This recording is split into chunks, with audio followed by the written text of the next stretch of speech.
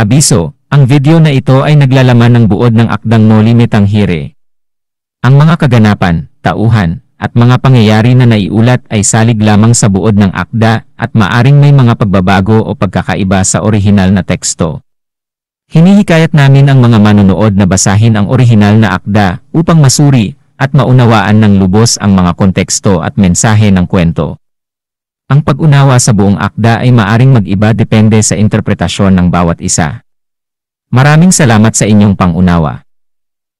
Sa Kabanata 43 ng Noli Me Tangere ni Jose Rizal, na pinamagatang ang mga sakristan, inilahad ang pag-uusap ni Padre Salvi at Padre Sibila ukol sa mga plano ng mga preel sa bayan. Nagaganap ang eksena sa ilalim ng simbahan, habang ang mga sakristan ay naglilinis.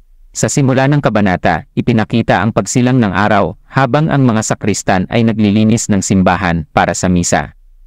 Si Padre Salvi, ang kura paroko ng San Diego, ay nakikipag-usap kay Padre Sibila, isang pari mula sa ibang bayan.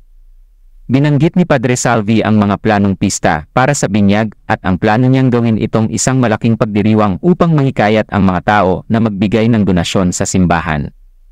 Si Padre Sibila naman ay nagpahayag ng kanyang agam-agam tungkol sa pag-angkin ng mga prele ng kayamanan mula sa mga tao. Pinuna niya ang pagpapakasal ng mga tao sa mga bata na sa kalaunan ay maaaring magdulot ng mga pag-aari para sa simbahan. Habang nagpapatuloy ang kanilang usapan, pumasok si Doña Consolacion, ang asawa ni Kapitan Tiago, na puno ng galit at hinanap ang kanyang asawang nasa simbahan.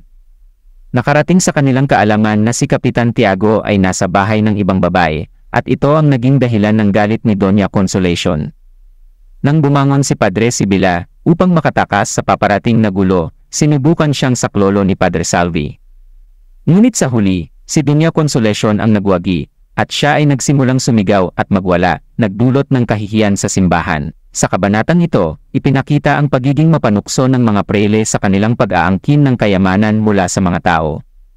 Makikita rin ang pagpapakita ng kanilang kapangyarihan sa lipunan, at ang mga palakad na nagdudulot ng pagkakawatak-watak ng pamilya at lipunan.